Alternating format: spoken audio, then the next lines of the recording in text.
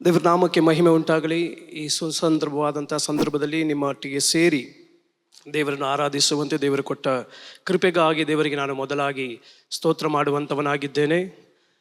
ಕರ್ತನು ನಿಮ್ಮೆಲ್ಲರನ್ನು ಆಶೀರ್ವದಿಸಲಿ. ಬಹಳ ಸುಂದರವಾದಂಥ ಆಲಯ. ನಾನು ಕಳೆದ ಬಾರಿ ನಿಮ್ಮ ಸುಂಕದ ಕಟ್ಟೆ ಇರುವಂಥ ಆಲಯಕ್ಕೆ ಬಂದಿದ್ದೆ. ಅದಾದ ಮೇಲೆ ಇದೆ ಎರಡನೇ ಬಾರಿ ನಿಮ್ಮ ಆಲಯಕ್ಕೆ ನಾನು ಬರ್ತಾ ಇದ್ದೇನೆ. ಕರ್ತನು ಈ ಅಂತರದಲ್ಲಿ ಮಾಡಿದ ಎಲ್ಲ ಕಾರ್ಯಗಳಿಗಾಗಿ ನಾನು ದೇವರಿಗೆ ಸ್ತೋತ್ರ ಮಾಡ್ತಾ ಇದ್ದೇನೆ. ಖಂಡಿತವಾಗಿ ದೇವರು ಇಂದು ನಿಮ್ಮೊಟ್ಟಿಗೆ ಮಾತನಾಡಿರುವಂಥ ವಾಕ್ಯ ನಾನು ನಂಬುತ್ತೇನೆ ಇವತ್ತು ಅನೇಕರನ್ನು ಇದು ಸ್ಪರ್ಶಿಸಲಿದೆ ಎಂಬುದಾಗಿ. ಯಾಕಂದರೆ ನಾವು ಪ್ರಾರ್ಥನೆ ಮಾಡುವಾಗ ಅನೇಕ ವೇಳೆ ನನ್ನ ವಾಡಿಕೆ ಹೀಗೆ, ನಾನು 2 ಸಂದೇಶಗಳನ್ನು ಸಿದ್ಧ ಮಾಡ್ತೇನೆ. ಆ 2 ಸಂದೇಶಗಳನ್ನು ಸಿದ್ಧ ಮಾಡಿ ಆಲಯಕ್ಕೆ ಹೋಗಿ ಕೂರುವಾಗ ಕೊನೆಯ ಕ್ಷಣದವರೆಗೂ ನನಗೆ ಸಮಯ ಸಿಗುವವರೆಗೂ ನಾನು ಕರ್ತನಲ್ಲಿ ಪ್ರಾರ್ಥನೆ ಮಾಡ್ತಾ ಇರ್ತೀನಿ. ಕರ್ತನೆ, ಇವತ್ತು ನಾನು ಮಾತನಾಡಬೇಕಾದಂಥ ಸಂದೇಶ ಯಾವುದು ಎಂಬುದಾಗಿ. ಅದು ಯಾರ ಬಾಯಲ್ಲಾದರೂ, ಆರಾಧನೆ ನಡೆಸುವವರ ಬಾಯಿಂದಲೋ ಅಥವಾ ಪ್ರಕಟಣೆ ಓದುವವರ ಬಾಯಿಂದಲೋ ಅಥವಾ ಸಭಾಪಾಲಕರ ಬಾಯಿಂದಲೋ ಪ್ರಾರ್ಥನೆ ಮಾಡುವವರ ಬಾಯಿಂದಲೋ ಕರ್ತನಿಗೆ ಒಂದು ಪದವನ್ನು ಕೊಡ್ತಾನೆ. ಆ ಪದ ಇವತ್ತಿನ ಸಂದೇಶವಾಗಿರ್ತದೆ. ಹಲ್ಲೆಲೂಯ. ಆ ರೀತಿ ಕರ್ತನನ್ನೊಟ್ಟಿಗೆ ಮಾತನಾಡಿದಂಥ ಒಂದು ಕಾರ್ಯ ಇವತ್ತು ನಾನು ಸಂದೇಶವಾಗಿ ನಿಮ್ಮೊಟ್ಟಿಗೆ ಮಾತನಾಡಲಿಕ್ಕಿದ್ದೇನೆ. ನಾವೆಲ್ಲರೂ ಬೇಗನೆ ನಮ್ಮ ಸತ್ಯವಾದ ಬಿಡಿಸಿಕೊಳ್ಳೋಣ. ಒಂದು ಸಮುವೇಲನ ಪುಸ್ತಕ 30ನೇ ಅಧ್ಯಾಯಕ್ಕೆ ನಮ್ಮ ಸತ್ಯವೇದ ನಾವು ತಿರುಗಿಸಿಕೊಳ್ಳೋಣ. ನಮ್ಮೆಲ್ಲರಿಗೂ ಬಹಳ ಚಿರಪರಿಚಿತವಾದಂಥ ದೇವರ ವಾಕ್ಯದ ಭಾಗ. ಯಾರಾದರೂ ಒಬ್ಬರು ಓದ್ತೀರಾ? ಒಂದು ಸಮುವೇಲನ ಪುಸ್ತಕ 30ನೇ ಅಧ್ಯಾಯ ಅದರ 6-7ನೇ ವಾಕ್ಯ. ಇದಲ್ಲದೆ ಜನರು ತಮ್ಮ ಗಂಡು ಹೆಣ್ಣು ಮಕ್ಕಳಿಗಾಗಿ ಮನಸ್ಸಿನಲ್ಲಿ ಬಹಳವಾಗಿ ನೊಂದುಕೊಂಡು ದಾವೀದನನ್ನು ಕಲ್ಲೆಸೆದು ಕೊಲ್ಲಬೇಕೆಂದುದರಿಂದ ಅವನು ಬಲು ಇಕ್ಕಟ್ಟಿನಲ್ಲಿ ಬಿದ್ದನು.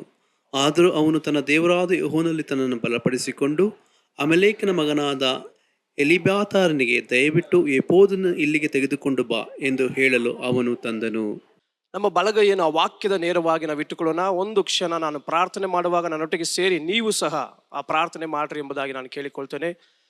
ಸರ್ವಶಕ್ತನಾದ ದೇವರೇ, ನಿನ್ನಷ್ಟೇ ಬಲಿಷ್ಠವಾದ ನಿನ್ನ ವಾಕ್ಯಗಳು ನಾವು ಓದಿ ಕೇಳಿದ್ದೇವೆ. ಈ ವಾಕ್ಯಗಳು ಯಾವ ಆತ್ಮದಲ್ಲಿ ಬರೆಯಲ್ಪಟ್ಟಿದೆಯೋ ಅದೇ ಆತ್ಮದಲ್ಲಿ ನಮಗೆ ನೀ ಇದರ ಗೂಢಾರ್ಥವನ್ನು ತಿಳಿಸಿಕೊಡು. ನನ್ನೊಟ್ಟಿಗೆ ಮಾತನಾಡು, ಸಭೆಯೊಟ್ಟಿಗೆ ಮಾತನಾಡು. ನಿನ್ನ ನಾಮ ಮಾತ್ರ ನಮ್ಮ ಮಧ್ಯದಲ್ಲಿ ಮಹಿಮೆ ಹೊಂದಲಿ. ಮನುಷ್ಯನ ಆಲೋಚನೆಗಳೆಲ್ಲ ಕೆಳಗೆ ಬೀಳಲಿ. ದೈವಿಕವಾದ ಶಬ್ದಕ್ಕಾಗಿ ನಮ್ಮ ಹೃದಯಗಳನ್ನು, ನಮ್ಮ ಮನಸ್ಸುಗಳನ್ನು, ನಮ್ಮ ಕಿವಿಗಳನ್ನು ನಾವು ತೆರೆಯ ಮಾಡುತ್ತಾ ಇದ್ದೇವೆ. ದಯಮಾಡಿ ನಮ್ಮೊಟ್ಟಿಗೆ ಮಾತನಾಡು ಸ್ವಾಮಿ. ಆತ್ಮನ ಕೈಗಳಲ್ಲಿ ಎಲ್ಲವನ್ನು ಒಪ್ಪಿಸುತ್ತಾ ಇದ್ದೇನೆ. ಪ್ರಾರ್ಥನೆ ಕೇಳಿದಕ್ಕಾಗಿ ಸ್ತೋತ್ರ, ಯೇಸುವಿನ ನಾಮದಲ್ಲಿ ಸ್ವಾಮಿ. Hallelujah, hallelujah. ಈಗ ಓದಿದಂಥ ದೇವರ ವಾಕ್ಯದ ಭಾಗ ಮೋಸ್ಟ್ಲಿ ನಿಮ್ಮ ಸಭಾಪಾಲಕರಿಂದ, ನಿಮ್ಮ ಹಿರಿಯ ಬೋಧಕರಿಂದ ನೀವು ಅನೇಕ ಆವರ್ತಿ ಸಂದೇಶಗಳು ಕೇಳಿರಬಹುದು. ಆದರೆ ಕರ್ತನು ನನ್ನ ಹೃದಯದಲ್ಲಿ ಹಾಕಿದ ಒಂದು ಚಿಂತನೆ ನಿಮ್ಮೊಟ್ಟಿಗೆ ನಾನು ಹಂಚಿಕೊಳ್ತೇನೆ. ಈ ವಾಕ್ಯದ ಭಾಗ 6ನೇ ವಾಕ್ಯದ ಕೊನೆಯ ಭಾಗ ಹೇಳ್ತದೆ, ದಾವೀದನಾದರೂ ಬಲು ಇಕ್ಕಟ್ಟಿನಲ್ಲಿ ಬಿದ್ದನು. ಅಲ್ಲಿಗೆ ನಿಲ್ಲಲಿಲ್ಲ. ಮುಂದಿನ ವಾಕ್ಯ ಹೇಳ್ತದೆ, ಆದರೂ ಆತನು ತನ್ನ ದೇವರಾದ ಯೆಹೋವನಲ್ಲಿ ತನ್ನನ್ನು ಬಲಪಡಿಸಿಕೊಂಡನು. ಹಲ್ಲೆಲೂಯ. ಇದು ಬಹಳ ಪ್ರಾಮುಖ್ಯವಾಗಿರುವಂಥದ್ದು. ನಮ್ಮೆಲ್ಲರಿಗೂ ಇಕ್ಕಟ್ಟು, ಪ್ರಯಾಸಗಳು, ಕಟ್ಟಿಟ್ಟ ಬುತ್ತಿ. ಒಪ್ಕೊಂತೀರಾ? ಹಲ್ಲೆಲೂಯ. ನಾನು ರಕ್ಷಣೆ ಹೊಂದಿದ ತಕ್ಷಣವಾಗಿ ನನಗೆ ಎಲ್ಲ ಮುಗೀತು, ಯಾವ ಚಿಂತೆ ಇಲ್ಲ, ಆಲೋಚನೆ ಇಲ್ಲ, ಕಾರ್ಯ ಇಲ್ಲ, ಪ್ರಯಾಸವಿಲ್ಲ, ಕಷ್ಟವಿಲ್ಲ, ರೋಗವಿಲ್ಲ ಅಂತ ಹೇಳೋರು ಮಾತ್ರ ಕೈ ತೆಗಿರಿ. ಇಲ್ಲ ನೋಡಿ, ಎಲ್ಲರಿಗೂ ಇದೆ. ಹಲ್ಲೆಲೂಯ. ಆದರೆ ಕರ್ತನು ನಮ್ಮನ್ನು ಅಲ್ಲೇ ಬಿಡೋದಿಲ್ಲ. ಈ ಲೋಕದಲ್ಲಿ ನಿಮಗೆ ಯಾವುದು ಗ್ಯಾರಂಟಿನೋ ಇಲ್ವೋ, ಒಂದು ಮಾತ್ರ ಗ್ಯಾರಂಟಿ. ಯಾವುದು ಗೊತ್ತಾ? ಈ ಲೋಕದಲ್ಲಿ ನಿಮಗೆ ಸಂಕಟ ಉಂಟು. ಯಾಕೆ ಸಂಕಟ ಉಂಟು? ಈ ಲೋಕ ನಮ್ಮದಲ್ಲ. ಹಲ್ಲೆಲೂಯ. ನಮ್ಮ ಲೋಕ ಒಂದಿದೆ. ಅಲ್ಲಿಗೆ ಹೋಗುವವರೆಗೂ ಈ ಲೋಕದಲ್ಲಿ ನಮಗೆ ಸಂಕಟ ಉಂಟು. ಅನೇಕರು ಇಲ್ಲಿಗೆ ನಿಲ್ಲಿಸ್ಬಿಡ್ತಾರೆ. ಆದರೆ ನಾವು ಮುಂದಿನ ವಾಕ್ಯನ ಓದಬೇಕು. ಆದರೂ ಧೈರ್ಯವಾಗಿರ್ರಿ, ನಾನು ಈ ಲೋಕವನ್ನು ಜಯಿಸಿದ್ದೇನೆ ಎಂಬುದಾಗಿ ಕರ್ತನು ಹೇಳಿದ್ದಾನೆ. ಜಯಿಸಿರುವ ಆತನ ಪಕ್ಷದಲ್ಲಿ ಇರುವಂಥ ವ್ಯಕ್ತಿಗಳು, ಅವರ ಹೆಸರು ಜಯಶಾಲಿಗಳೇ. ಹಲ್ಲೆಲೂಯ. ಒಂದು ಕ್ರಿಕೆಟ್ ಮ್ಯಾಚಲ್ಲಿ ಯಾರೋ ಒಬ್ಬರು ಸೆಂಚುರಿ ಹೊಡೆದು ಇಂಡಿಯಾ ಟೀಮ್ ವಿನ್ ಆದರೆ ಆ ವ್ಯಕ್ತಿ ಮಾತ್ರ ಜಯಶಾಲಿ ಅಲ್ಲ, 11 ಜನರು ಜಯಶಾಲಿಗಳೇ. ಹಲ್ಲೆಲೂಯ. ಹಾಗಾದರೆ ಯೇಸು ಕ್ರಿಸ್ತನ ಪಕ್ಷದಲ್ಲಿರುವಂಥ ನಾವು ಯಾರು? ಜಯಶಾಲಿಗಳಾಗಿದ್ದೇವೆ. ಆ ಸಂತೋಷವುಳ್ಳವರಾಗಿ ನಾವು ವಾಕ್ಯದಲ್ಲಿ ಹೇಳಿರುವಂಥ ಕಾರ್ಯವನ್ನು ಗಮನಿಸೋಣ. ಈ ಲೋಕದಲ್ಲಿ ಸಂಕಟ ಇದ್ರೂ ನಾವು ಮಾಡಬೇಕಾದ ಒಂದು ಕಾರ್ಯವಿದೆ. ದಾವೀದನು ಮಾಡಿದಂಥ ಕಾರ್ಯ ಏನು? ದಾವೀದನು ಮಾಡಿದ್ದು, ತನ್ನ ದೇವರಾದ ಯೆಹೋವನಲ್ಲಿ ತನ್ನನ್ನು ಬಲಪಡಿಸಿಕೊಂಡನು. ಹಲ್ಲೆಲೂಯಾ. ಈ ವಾಕ್ಯದ ಹಿನ್ನೆಲೆ ನೀವು ಗಮನಿಸಬೇಕಾದ್ರೆ 30ನೇ ಅಧ್ಯಾಯದ 1ನೇ ವಾಕ್ಯದಿಂದ ಓದಬೇಕು. ಯಾಕೆ ಮತ್ತೆ 1ನೇ ವಾಕ್ಯದಿಂದ ಓದಿಸಿಲ್ಲ? ಯಾಕಂದ್ರೆ ನನಗೆ ಅಷ್ಟು ಸಮಯ ಇಲ್ಲ, ಅದರಿಂದ ನಾನು ಓದಿಸಿಲ್ಲ. ಆದರೆ ನಿಮಗೆ ಅದರ ಹಿನ್ನೆಲೆ ಮಾತ್ರ ಹೇಳ್ತೇನೆ. 30ನೇ ಅಧ್ಯಾಯದ 1ನೇ ವಾಕ್ಯದಲ್ಲಿ ನಾವು ನೋಡುವುದಾದ್ರೆ ಅದರ ಹಿಂದಿನ ಅಧ್ಯಾಯವನ್ನು ಸ್ವಲ್ಪ ನೀವು ಮುಟ್ಟಿ ನೋಡ್ಬೇಕು, ಆಗ ಇದರ ವಾಕ್ಯದ ಅರ್ಥ ನಿಮಗೆ ಗೊತ್ತಾಗ್ತದೆ. ದಾವೀದನು ಸೌಲನಿಗೆ ಎದುರಿಕೊಂಡು ಓಡ್ತಿರುವಂತ ಕಾಲಘಟ್ಟ. ಎಲ್ಲೂ ಹೋದ್ರೂ ಒಂದು ಗುಹೆಗಳಲ್ಲಿ, ಗವಿಗಳಲ್ಲಿ, ಅರಣ್ಯಗಳಲ್ಲಿ ಅವಿತುಕೊಳ್ತಾ ಇರುವಂತ ಕಾಲಘಟ್ಟ. ಆ ಕಾಲಘಟ್ಟದಲ್ಲಿ ಆತನಿಗೆ ಒಂದು ಕಾರ್ಯ ಬರುತ್ತದೆ. ನಾನು ಶತ್ರುವಿನ ರಾಜ್ಯದ ಒಳಗೆ ಹೋದ್ರೆ ಸೌಲ ನನ್ನನ್ನು ಹಿಂದೋಟೋದಿಲ್ಲ, ನಾನು ಎಸ್ಕೇಪ್ ಆಗ್ಬಿಡ್ಬೋದು, ತಪ್ಪಿಸಿಕೊಳ್ಳಬಹುದು ಎಂಬುದಾಗಿ ಯೋಚನೆ ಮಾಡ್ತಾನೆ. ಆಗ್ಲೇ ಆತನು ಫಿಲಿಸ್ಟಿಯರ ರಾಜ್ಯದೊಳಗೆ ಹೋಗ್ತಾನೆ. ರಾಜ್ಯದೊಳಗೆ ಹೋದಾಗ ಆ ಫಿಲಿಸ್ಟಿಯ ಪ್ರಭುವಿನ ಕರುಣೆಯನ್ನು ಸಂಪಾದಿಸಿಕೊಂಡು ದಾವೀದನಿಗೆ ಒಂದು ಊರನ್ನು ಆತನು ಕೊಡ್ತಾನೆ. ಆ ಊರಲ್ಲಿ ನೀನು ವಾಸ ಮಾಡಪ್ಪ, ನಿನ್ನ ಕುಟುಂಬದೊಟ್ಟಿಗೆ, ನಿನ್ನ ಪರಿವಾರದೊಟ್ಟಿಗೆ ನೀನು ವಾಸ ಮಾಡು ಎಂಬುದಾಗಿ ಕೊಡ್ತಾನೆ. ದಾವೀದನು ಏನು ಮಾಡ್ತಾನೆ? ಈ ರಾಜನನ್ನು ಮೆಚ್ಚಿಸೋದಕ್ಕೋಸ್ಕರ ಆ ರಾಜನ ವಿರುದ್ಧವಾಗಿ ಬಂದಂತ ದೇಶಗಳ ವಿರುದ್ಧ ಈ ರಾಜನ ಸಂಗಡ ಆತನು ಸಹ ಯುದ್ಧಕ್ಕೆ ಹೋಗ್ತಾನೆ. ಯಾಕೆ ಗೊತ್ತಾ? ಈ ರಾಜನನ್ನು ಮೆಚ್ಚಿಸ್ಬೇಕು. ರಾಜ ಸ್ಥಳ ಕೊಟ್ಟಿದ್ದಾನೆ, ಅವನಿಗೇನಾದ್ರೂ ಕೃತಜ್ಞತೆ ತೋರಿಸ್ಬೇಕಲ್ಲ. ಆದ್ರಿಂದ ನಾನು ಬರ್ತೀನಿ, ನಿಮ್ಮ ಸಂಗಡ ನಿಂತು ಅವರ ವಿರುದ್ಧವಾಗಿ ಹೋರಾಡ್ತೇನೆ, ನಿಮಗೆ ಜಯ ತಂದು ಕೊಡ್ತೇನೆ ಎಂಬುದಾಗಿ ಹೇಳ್ತಾನೆ. ಸರಿ ಬಾ ಎಂಬುದಾಗಿ ಅರಸನು ಕರೆದುಕೊಂಡು ಹೋಗುವಾಗ ಸಣ್ಣ ಸಣ್ಣ ದೇಶಾಧಿಪತಿಗಳು ಇರ್ತಾರಲ್ಲ, ಅವರೆಲ್ಲ ಹೇಳ್ತಾರೆ, ದಾವೀದನು ನಮಗೆ ಬೇಡ, ದಾವೀದನು ನಮಗೆ ಬೇಡ, ದಾವೀದನು ನಮಗೆ ಬೇಡ ಅಂತ. ಯಾಕೆ ಗೊತ್ತಾ? ಈ ದಾವೀದನೇ ಫಿಲಿಸ್ಟಿಯರ ರಾಕ್ಷಸನಾಗಿದ್ದಂತ ಗೊಲ್ಯಾತನನ್ನು ಕೊಂದಿದ್ದು, ಗೊಲ್ಯಾತನನ್ನು ಸೋಲಿಸಿದ್ದು. ಆದ್ರಿಂದ ದೇಶಾಧಿಪತಿಗಳು ಹೇಳ್ತಾರೆ, ಒಂದು ವೇಳೆ ಈತನು ಯುದ್ಧರಂಗಕ್ಕೆ ಬಂದು ನಮ್ಮ ಸಂಗಡ ಯುದ್ಧ ಮಾಡ್ತಿರುವಂತ ವೇಳೆಯಲ್ಲಿ ನಮ್ಮ ವಿರುದ್ಧವಾಗಿ ತಿರುಗಿಬಿಟ್ರೆ, ನಮ್ಮನ್ನೇ ಕೊಂದು ಬಿಟ್ರೆ, ಯಾಕಂದ್ರೆ ಮೊದಲೇ ಗೊಲ್ಯಾತನನ್ನು ಕೊಂದವನು ಈಗ ನಮ್ಮನ್ನು ಕೊಂದಾಕ್ಬಿಡ್ತಾನೆ, ಆದ್ರಿಂದ ದಾವೀದ ಬರೋದು ಬೇಡ, ನಾವು ಮಾತ್ರ ಹೋಗೋಣ ಎಂಬುದಾಗಿ ಹೇಳ್ತಾರೆ. ಒಂದು ಸಭೆಯಾಗಲಿ, ಒಂದು ಪಕ್ಷವಾಗಲಿ, ಒಂದು ಸರ್ಕಾರವಾಗಲಿ, ಮುಖ್ಯಮಂತ್ರಿಗಳು ಏನು ತೀರ್ಮಾನ ತಗೊಂಡ್ರು, ಹಿರಿಯ ಬೋಧಕರು ಏನು ತೀರ್ಮಾನ ತೆಗೆದುಕೊಂಡ್ರು, ಅವರ ಕೈ ಕೆಳಗಿರುವಂತ ಸಹಾಯ ಸಿಬ್ಬಂದಿಗಳು ಇರ್ತಾರಲ್ಲ, ಮಂತ್ರಿಗಳು ಇರ್ತಾರಲ್ಲ, ಅವರ ಆಲೋಚನೆ ಅಭಿಪ್ರಾಯವನ್ನು ಕೇಳ್ತಾರೆ. ನಾವು ಇದು ಮಾಡೋದು ಸರಿನಾ ಇಲ್ವಾ ಅಂತ. ಹೆಚ್ಚು ಮತ ಯಾರಿಗೆ ಬರ್ತದೋ ಆ ಕಾರ್ಯವನ್ನು ಅವ್ರು ಮಾಡ್ತಾರೆ. ಈಗ ದೇಶಾಧಿಪತಿಗಳೆಲ್ಲ ಹೇಳ್ತಾ ಇದ್ದಾರೆ ದಾವೀದನು ಬೇಡ ಎಂಬುದಾಗಿ. ಆಗ ಅರಸನು ದಾವೀದನ್ನು ಕರೆದು ಹೇಳ್ತಾನೆ, ದಾವೀದನೇ, ನಿನ್ನ ಕಂಡ್ರೆ ನಂಗೆ ತುಂಬಾ ಇಷ್ಟ, ನೀನು ನಂಬಿಗಸ್ತನು, ನನಗೆ ನಂಬಿಕೆ ಇದೆ. ಆದ್ರೆ ನಾನು ಏನಪ್ಪ ಮಾಡ್ಲಿ? ದೇಶಾಧಿಪತಿಗಳು ಬೇಡ ಅಂತ ಹೇಳ್ತಾ ಇದ್ದಾರೆ. ನೀನು ಒಂದು ಕೆಲಸ ಮಾಡು, ನಿನಗೆ ಕೊಡಲ್ಪಟ್ಟಂತ ಆ ಊರಿಗೆ ಹೋಗ್ಬಿಡು ವಾಪಸ್ಸು, ನಾವು ಹೋಗಿ ಯುದ್ಧ ಮಾಡಿ ಬರ್ತೇವೆ ಎಂಬುದಾಗಿ. ಆ ಸಂದರ್ಭದಲ್ಲಿ ದಾವೀದನು ಏನು ಮಾಡ್ತಾನೆ? ತನ್ನ ಊರಿಗೆ ಹಿಂದಿರುಗಿ ಬರ್ತಾನೆ. ಅದೇ 30ನೇ ಅಧ್ಯಾಯದ 1ನೇ ವಾಕ್ಯ ಹೇಳ್ತದೆ. ತನ್ನ ಊರು, ಆ ಊರಿನ ಹೆಸರು ಚಿಕ್ಲಕ್. ಹೇಳಿ, ಚಿಕ್ಲಕ್. ತುಂಬಾ ಚಿಕ್ಕ ಹೆಸರು, ಚಿಕ್ಲಕ್.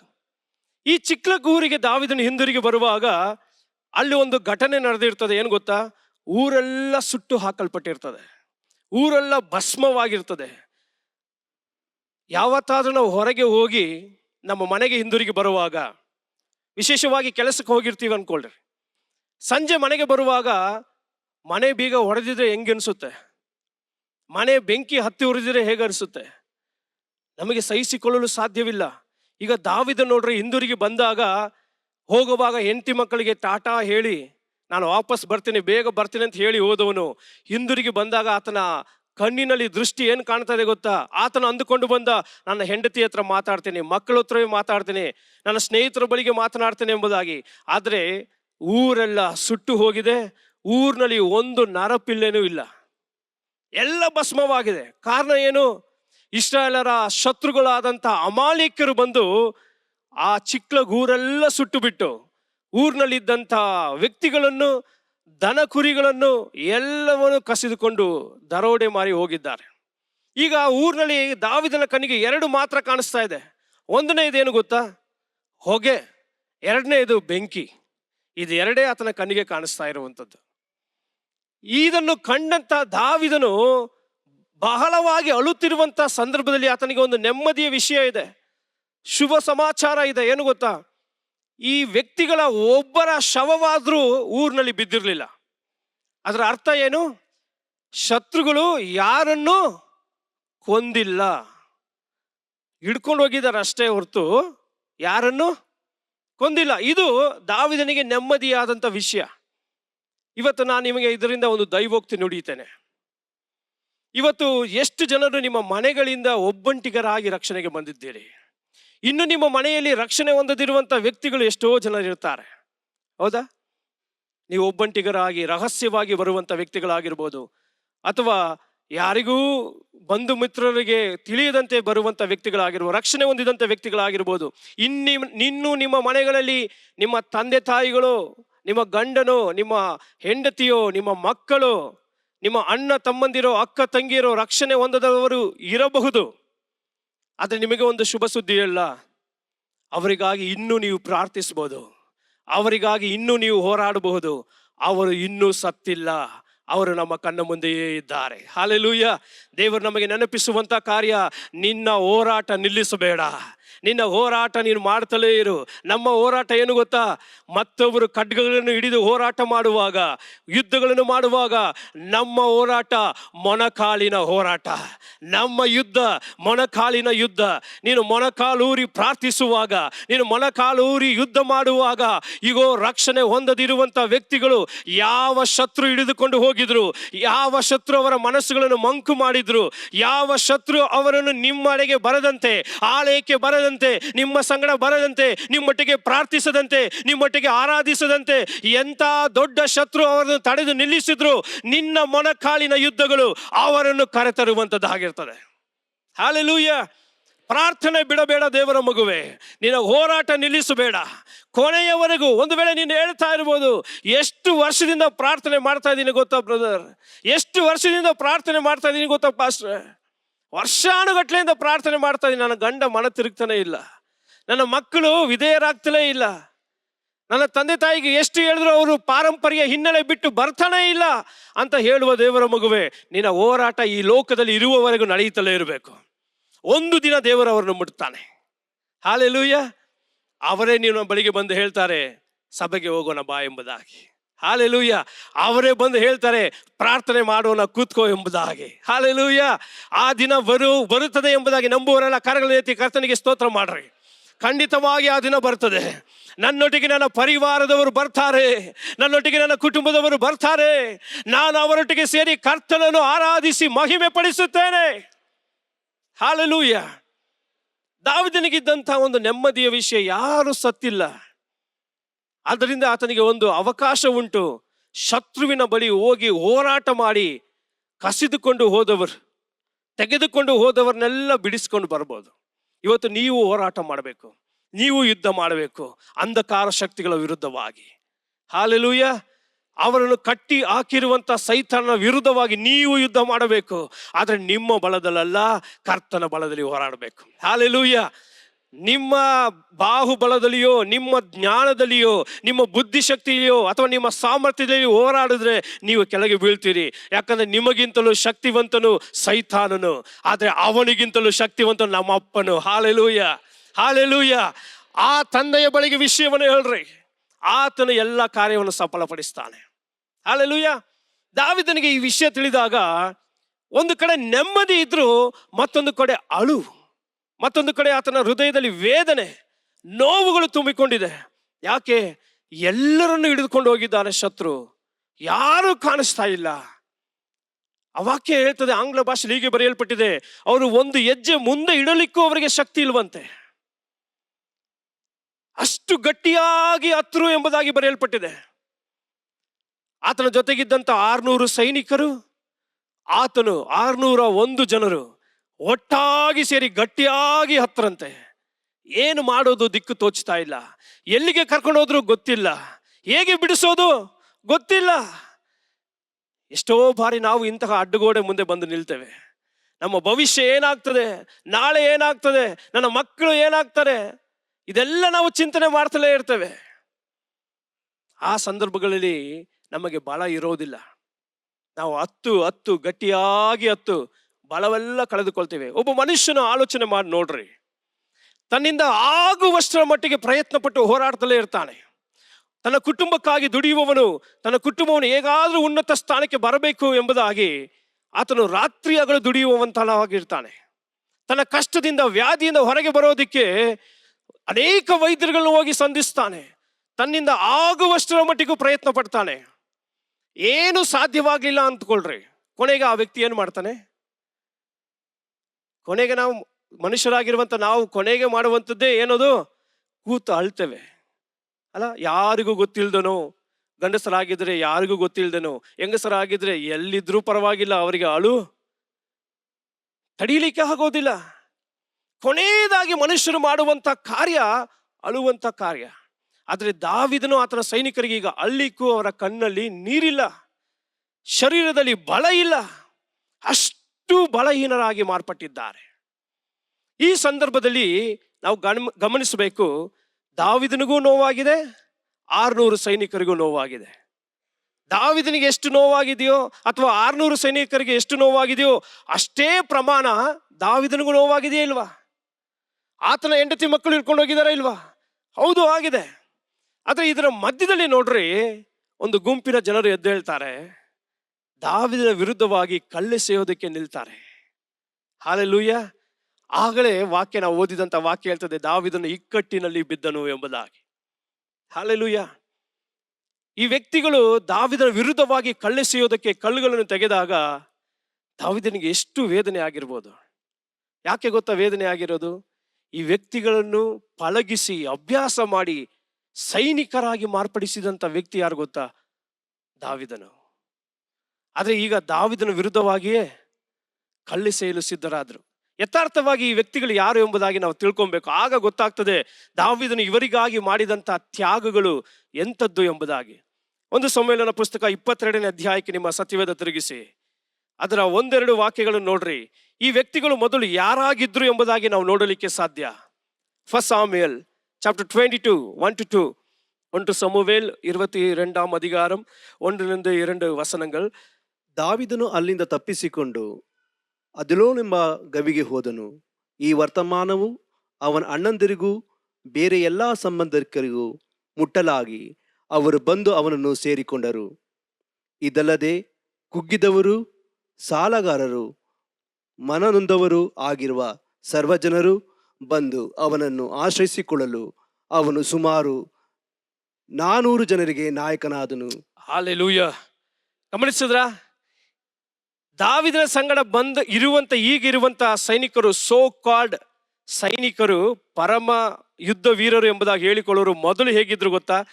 ಈಗ ಅವರ ಹೆಸರು ಸೈನಿಕರು, ಈಗ ಅವರ ಹೆಸರು ಯುದ್ಧ ವೀರರು. ಆದ್ರೆ ಮೊದಲು ಅವರಿಗಿದ್ದಂತ ಹೆಸರು ಏನು ಗೊತ್ತಾ?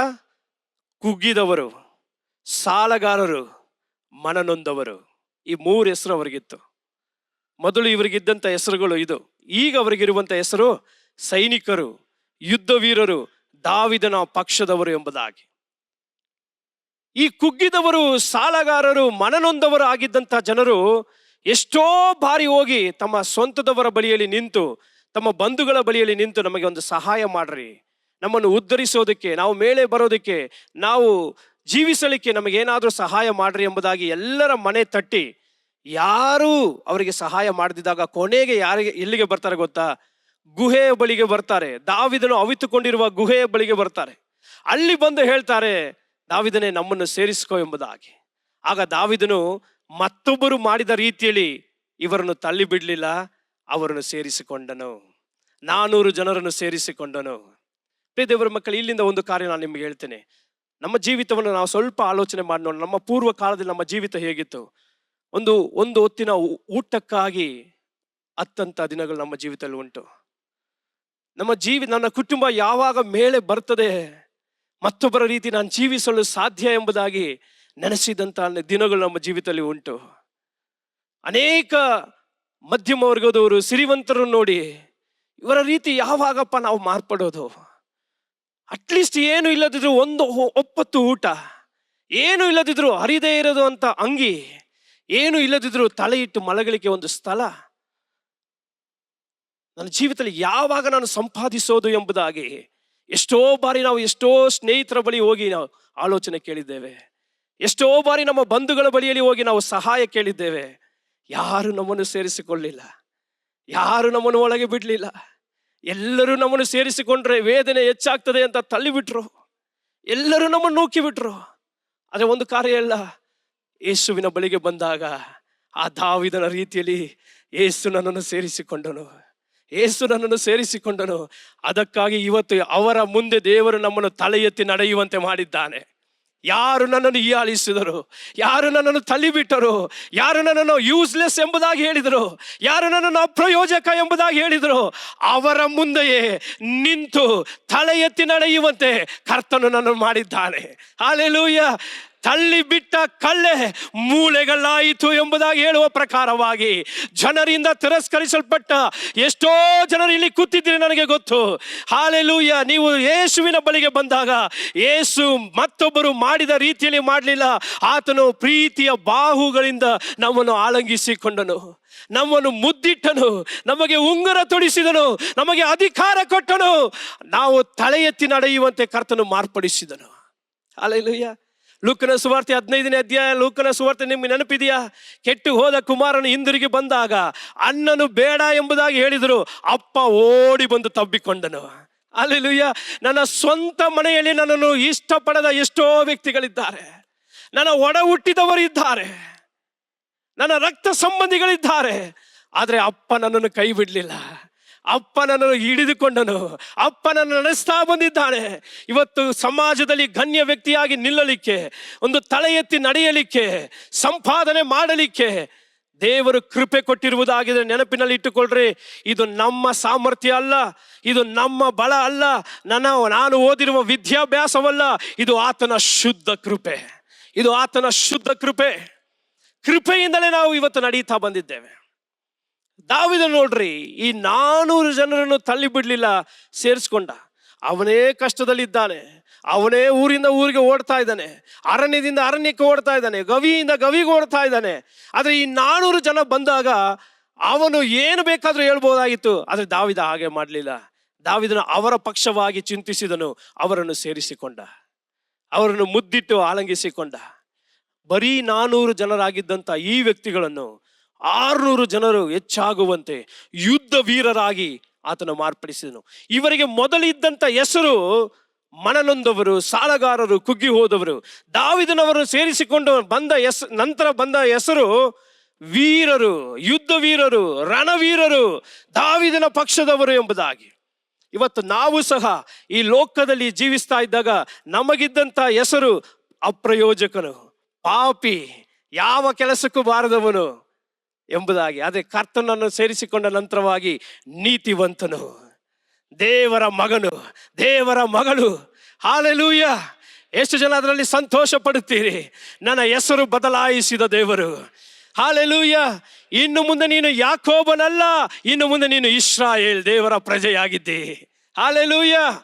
ಇನ್ನು ಮುಂದೆ ನೀನು ಅಬ್ರಹಾಮನಲ್ಲ, ಇನ್ನು ಮುಂದೆ ನೀನು ಅಬ್ರಹಾಮ್ ಆಗಿದ್ದಿ. ದೇವರ ಕೃಪೆ ಹೊಂದಿದವನು, ದೇವರ ಸ್ನೇಹಿತನಾಗಿದ್ದಿ. ಹಲ್ಲೆಲೂಯ. ಈ ಪರಿವರ್ತನೆ ಹೊಂದಿಕೊಂಡ ಜೀವಿತಗಳೇ ಇವತ್ತು ಇಷ್ಟು ಮುಂಜಾನೆಯ ವೇಳೆಯಲ್ಲಿ ಇಲ್ಲಿ ಬಂದು ಕೂತಿದ್ದೀರಿ. ಇವತ್ತು ಯಾಕೆ ನಾವು ಆರಾಧಿಸಲಿಕ್ಕೆ ಬಂದಿದ್ದೇವೆ ಗೊತ್ತಾ? ನಮಗೆ ಗೊತ್ತು ನಮ್ಮ ಅಪ್ಪ ನಮಗೆ ಮಾಡಿರುವಂಥ ಕಾರ್ಯಗಳೇನು ಎಂಬುದಾಗಿ. ಆದ್ದರಿಂದಲೇ ಆತನನ್ನು ಘನಪಡಿಸಲಿಕ್ಕಾಗಿ ನಾವು ಬಂದಿದ್ದೇವೆ. ಹಲ್ಲೆಲೂಯ. ಇಂತಹ ವ್ಯಕ್ತಿಗಳನ್ನು ಪರಿವರ್ತಿಸಿದಂಥ ದಾವೀದನ ನೋಡ್ರಿ, ಈಗ 600 ಜನರು ಇದ್ದಾರೆ. 600 ಜನರು ಕಲ್ಲೆಸೆಯಲು ಪ್ರಾರಂಭಿಸಿದರು.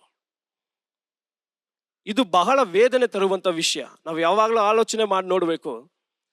ನನ್ನ ಎದುರು ಮನೆಯೇನೋ, ನನ್ನ ಪಕ್ಕದ ಮನೆಯೇನೋ, ನನ್ನ ಹಿಂದೆ ಮನೆಯವರು ನನ್ನ ವಿರುದ್ಧವಾಗಿ ಯುದ್ಧ ಮಾಡಿದ್ರೆ, ಜಗಳ ಮಾಡಿದ್ರೆ, ಹೇಗೆ ನಾವು ಜಗಳ ಮಾಡ್ತೇವೆ, ಹೇಗೆ ನಾವು ಜಯಿಸ್ತೇವೆ, ನಮಗೇನು ತೊಂದರೆ ಇಲ್ಲ, ದೇವರ ಬಲದಲ್ಲಿ ನಾವು ಜಯಿಸ್ತೇವೆ, ನಮಗೆ ಅದೇನು ಹರ್ಟ್ ಆಗೋದಿಲ್ಲ, ನೋವಾಗೋದಿಲ್ಲ, ವೇದನೆ ಆಗೋದಿಲ್ಲ. ಆದರೆ ಒಂದು ಕಾರ್ಯ ಇದೆ ನೋಡ್ರಿ, ನಮ್ಮ ಮನೆಯವರೇ ನಮ್ಮ ವಿರುದ್ಧವಾಗಿ ತಿರುಗಿ ಬಿದ್ದಾಗ, ನನ್ನ ಗಂಡನೇ ನನ್ನ ವಿರುದ್ಧವಾಗಿ ತಿರುಗಿ ಬಿದ್ದಾಗ, ನನ್ನ ಹೆಂಡತಿ ನನ್ನ ಮಾತುಗಳನ್ನು ಕೇಳದಿರುವಾಗ, ನನ್ನ ಮಕ್ಕಳು ನನಗೆ ವಿಧೇಯರಾಗಿ ನಡೆಯದೇ ಇರುವಾಗ, ಮಾತುಗಳನ್ನು ಕೇಳದಿರುವಾಗ, ಇದು ಬಹಳ ವೇದನೆ ತರುವಂಥ ವಿಷಯ. ಹೊರಗೆ ಎಷ್ಟು ದೊಡ್ಡ ಯುದ್ಧವಾದರೂ ಜಯಿಸ್ತೀವ್ರೆ, ಒಳಗಿನ ಯುದ್ಧ ಜಯಿಸೋದು ಕಷ್ಟ. ಸಭೆಯ ವಿರುದ್ಧವಾಗಿ ಲೋಕದ ಸೈನ್ಯ ಎದ್ದು ನಿಂತುಕೊಳ್ಳ್ರಿ, ಕರ್ತನು ನಮಗೆ ಜಯ ಕೊಡ್ತಾನೆ. ಆದರೆ ಸಭೆಯ ಒಳಗೆ ಭಿನ್ನಾಭಿಪ್ರಾಯ ಬಂದ್ರೆ, ವಿಶ್ವಾಸಿಗಳ ಮಧ್ಯದಲ್ಲಿ ಭಿನ್ನಾಭಿಪ್ರಾಯ ಬಂದ್ರೆ, ಅದು ಕಷ್ಟ, ಅದು ಜಯಿಸೋದು ಕಷ್ಟ. ಹಲ್ಲೆಲೂಯ. ಅದು ವೇದನೆ ತರುವಂಥದ್ದಾಗಿದೆ. ಜಯಿಸೋದು ಕಷ್ಟ ಅನ್ನೋದಕ್ಕಿಂತ ಬಹಳ ನೋವುಂಟು ಮಾಡ್ತದೆ. ನಾವು ಇವತ್ತು ಅದಕ್ಕಾಗಿ ವಿಶೇಷವಾಗಿ ಪ್ರಾರ್ಥನೆ ಮಾಡಬೇಕು. ನಮ್ಮ ಸಭೆಯಾಗಿರಲಿ, ನಮ್ಮ ಕುಟುಂಬವಾಗಿರಲಿ, ಭಿನ್ನಾಭಿಪ್ರಾಯಗಳನ್ನು ತಂದು ಹಾಕುವ ಎಲ್ಲ ಶತ್ರುವಿನ ಕಾರ್ಯಗಳನ್ನು ಶಪಿಸಿ ನಾವು ಪ್ರಾರ್ಥನೆ ಮಾಡಬೇಕು. ಇಲ್ಲಿ ಕೂಡಿ ಬಂದಿರುವಂತ ಇಷ್ಟು ಜನರು ಎಷ್ಟು ಕುಟುಂಬದವರು ಅಂತ ನನಗೆ ಗೊತ್ತಿಲ್ಲ, ಆದರೆ ನಿಮ್ಮೆಲ್ಲರ ಮನಸ್ಸು ಒಮ್ಮನಸ್ಸಾಗಿರಬೇಕು. ಸಭೆಯ ಅಭಿವೃದ್ಧಿಗಾಗಿ ಚಿಂತಿಸುವಂತವರಾಗಿರಬೇಕು, ಸಭೆಯ ಸಂಗಡ ನಿಲ್ಲುವಂತವರಾಗಿರಬೇಕು, ಸೇವಕರ ದರ್ಶನದೊಟ್ಟಿಗೆ ನಡೆಯುವಂತವರಾಗಿರಬೇಕು. ನನಗೆ ಆಸೆಗಳು 1000 ಇರ್ಬೋದು, ಆದರೆ ಸಭೆಗೆ ಬಂದಾಗ ಸೇವಕರ ದರ್ಶನ ನನ್ನ ದರ್ಶನ, ಸಭೆಯ ದೃಷ್ಟಿ ನನ್ನ ದೃಷ್ಟಿ ಆಗಿರಬೇಕು. ಆಗ ಕರ್ತನು ಮೆಚ್ಚುತ್ತಾನೆ. ಹಲ್ಲೆಲೂಯಾ. ಎಲ್ಲಿ ಒಮ್ಮನಸ್ಸಿನಿಂದ ದೇವ ಜನರು ಸೇರಿ ಬರ್ತಾರೋ, 2-3 ಕೂಡಿ ಬರ್ತಾರೋ, ಅವರ ಮಧ್ಯದಲ್ಲಿ ಕರ್ತನು ಇರ್ತಾನೆ. ಹಲ್ಲೆಲೂಯಾ. ದಾವೀದನಿಗೆ ಬಹಳ ವೇದನೆ ತರುವಂತ ವಿಷಯ ಇದಾಗಿತ್ತು. ಯಾಕೆ? ಆವಾಗಲೇ ಆತನು ಇಕ್ಕಟ್ಟಿನಲ್ಲಿ ಬಿದ್ದನು ಎಂಬುದಾಗಿ ನಾವು ನೋಡ್ತೇವೆ. ಈ ಇಕ್ಕಟ್ಟು ಎಂಬುದಾಗಿರುವಂಥದ್ದು ಸಾಮಾನ್ಯವಾಗಿ ಕರ್ತನು ತನ್ನ ದೇವ ಜನರ ಜೀವಿತದಲ್ಲಿ ಆಗಾಗ ಅನುಮತಿಸ್ತಲೇ ಇರ್ತಾನೆ. ನಾವು ಅದು ಅರ್ಥ ಮಾಡಿಕೊಳ್ಬೇಕು. ದೇವರು ಅನುಮತಿಸೋದೇ ಯಾವುದು ನಮ್ಮ ಬಳಿಗೆ ಬರೋದಿಲ್ಲ. ದೇವರು ನಂಬುವಂತ ಜೀವಿತಗಳಲ್ಲಿ ಕರ್ತನು ಕೆಲವು ಕಾರ್ಯಗಳನ್ನು ಅನುಮತಿಸ್ತಾನೆ, ಆದರೆ ದೇವರು ಅದೇ ಸಮಯದಲ್ಲಿ ನಮ್ಮಿಂದ ನಂಬಿಕೆಗಳನ್ನು ಎದುರು ನೋಡ್ತಾನೆ. ನಾವು ಎಷ್ಟು ನಂಬಿಕೆ ಉಳ್ಳವರಾಗಿದ್ದೇವೆ, ಕದಲ್ತೇವಾ, ಕಷ್ಟ ಬಂದಾಗ ಬಿದ್ದು ಹೋಗ್ತೇವಾ, ರೋಗ ಬಂದಾಗ ಬಿದ್ದು ಹೋಗ್ತೇವಾ ಎಂಬುದಾಗಿ ಪರೀಕ್ಷಿಸುತ್ತಾನೆ. ಆ ಪರೀಕ್ಷೆಯಲ್ಲಿ ಜಯಿಸಬೇಕಾದದ್ದು, ಉತ್ತೀರ್ಣವಾಗಬೇಕಾಗಿರುವಂಥದ್ದು ನಮ್ಮನ್ನು ಉತ್ತೀರ್ಣಪಡಿಸುವುದು ನಮ್ಮ ನಂಬಿಕೆ. ಹಲ್ಲೆಲೂಯಾ. ಈಗ ಎಲ್ಲರಿಗೂ ಗೊತ್ತು, ಎಲ್ಲ ಕಡೆ ಏನು ನಡೀತಾ ಇದೆ, ಎಕ್ಸಾಮ್ ನಡೆಯುವಂಥ ಕಾಲಘಟ್ಟ, ಪರೀಕ್ಷೆ ನಡೀತಿರುವಂಥ ಕಾಲಘಟ್ಟ. ವಿಶೇಷವಾಗಿ ಮಕ್ಕಳೆಲ್ಲ ಅದಕ್ಕೆ ಸಿದ್ಧವಾಗ್ತಾ ಇರ್ತೀರಿ ಅಲ್ಲ. ನಿಮ್ಮ ಎಕ್ಸಾಮ್ನಲ್ಲಿ ನಾನು ನಿಮಗೆ ಒಂದು ಪ್ರಶ್ನೆ ಕೇಳ್ತೀನಿ. ಇಲ್ಲಿರುವಂಥ ಶಾಲೆಗೆ ಹೋಗುವಂಥ ಮಕ್ಕಳು ಎಷ್ಟು ಜನ ಇದ್ದೀರಿ? ಕಾಲೇಜ್ಗೆ ಹೋಗುವಂಥವ್ರು, ಶಾಲೆಗೆ ಹೋಗುವಂಥವ್ರು? ಓಕೆ, ಕೈ ಎತ್ತೋದಕ್ಕೆ ಹೋಗೋದಕ್ಕೆ ಇಷ್ಟ ಇಲ್ವಾ? ಓಕೆ, ನೀವು ಪ್ರತಿದಿನ ಶಾಲೆಗೆ ಹೋಗ್ತಿರಲ್ಲ, ಪ್ರತಿದಿನ ಶಾಲೆಗೆ ಹೋಗುವಾಗ ಅಥವಾ ಕಾಲೇಜ್ಗೆ ಹೋಗುವಾಗ ನೀವು ಬೇಡ ಬೇಡ ಅಂತ ಹೇಳಿದ್ರು ಒಬ್ರು ಮಾತನಾಡ್ತಾನೆ ಇರ್ತಾರೆ. ಯಾರು? ಯಾರಮ್ಮ? ಆ ಹುಡುಗಿನ? ಟೀಚರ್ ಅಲ್ಲ, ಟೀಚರ್ ಮಾತಾಡ್ತಾನೆ ಇರ್ತಾರೆ. ಮೇಡಮ್ ಒಂದು ಪೀರಿಯಡ್ ಆದ್ರೂ PT ಬಿಡಿ ಮೇಡಮ್, ಮಾತಾಡ್ತೀವಿ ಅಂದ್ರೂ ಬಿಡಲ್ಲ, ಏನಾದ್ರೂ ಒಂದು ನೋಟ್ಸ್ ಬರೆಸ್ತಾ ಇರ್ತಾರೆ ಅಲ್ಲ. ನಾವು ಬೇಡ ಮೇಡಮ್, ಸ್ವಲ್ಪ ಆದ್ರೂ ನಮಗೆ ಒಂದು ಅಂತ್ಯಾಕ್ಷರಿ ಆಡ್ಸ್ರಿ, ಒಂದು ಆಟ ಆಡ್ಸ್ರಿ, ಅದು ಆಡ್ಸಿ ಇದು ಆಡ್ಸಿ ಅಂತ ಕೇಳೋದೇ ಇಲ್ಲ ಅವರು. ನೀವು ಕೇಳ್ತಿರೋ ಇಲ್ವೋ ಅವ್ರ ಪಾಡಿಗೆ ಅವ್ರು ಪಾಠ ಮಾಡ್ತಲೇ ಇರ್ತಾರೆ. ಈಗ ಗಂಭೀರವಾದ ಪ್ರಶ್ನೆ, ಪ್ರತಿ ಭಾನುವಾರ ಎಲ್ಲರೂ ಸಭೆಗೆ ಬರ್ತೀರಾ? ಪ್ರತಿ ಕೂಟಗಳಲ್ಲಿ ಭಾಗವಹಿಸ್ತೀರಾ? ಇವಾಗ ಹೇಳ್ರಿ, ನೀವು ಬೇಡ ಅಂದ್ರೂ ಮಾತನಾಡೋರು ಯಾರು? ಪಾಸ್ಟ್ರು ಬೇಡ ಅಂತವ್ರು ನೋಡಿ.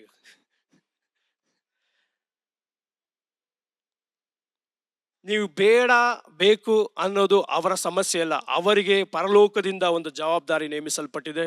ಅವರು ಅದನ್ನು ಮಾಡ್ತಲೇ ಇರ್ತಾರೆ. ಕೇಳುವವರು ರಕ್ಷಣೆ ಹೊಂದಿಕೊಳ್ತಾರೆ, ಕೇಳದೇ ಇರುವವರು ಬಿದ್ದು ರಕ್ಷಣೆ ಹೊಂದಿಕೊಳ್ತಾರೆ. ಹಲ್ಲೆಲೂಯಾ. ಪ್ರತಿ ಭಾನುವಾರ ನಮ್ಮೊಟ್ಟಿಗೆ ಮಾತನಾಡುವಂಥ ಸಭಾಪಾಲಕರಾಗಲಿ, ಪ್ರತಿದಿನ ನಮ್ಮೊಟ್ಟಿಗೆ ಶಾಲೆಯಲ್ಲಿ ಮಾತನಾಡುವಂಥ ಶಿಕ್ಷಕರಾಗಲಿ ಒಂದು ದಿನ ಮಾತನಾಡೋದಿಲ್ಲ. ಗೊತ್ತಾ?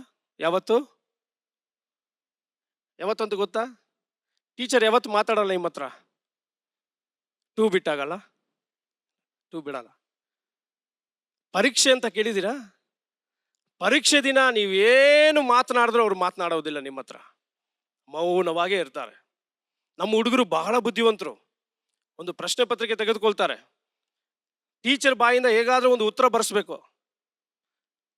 ಟೀಚರ್ ಇದು ನನಗೆ ಅರ್ಥ ಆಗಿಲ್ಲ, ಸ್ವಲ್ಪ ಹೇಳ್ಕೊಡ್ತೀರಾ, ಈ ಪ್ರಶ್ನೆನ ಸ್ವಲ್ಪ ವಿವರವಾಗಿ ಹೇಳ್ಕೊಡ್ತೀರಾ ಅಂತ.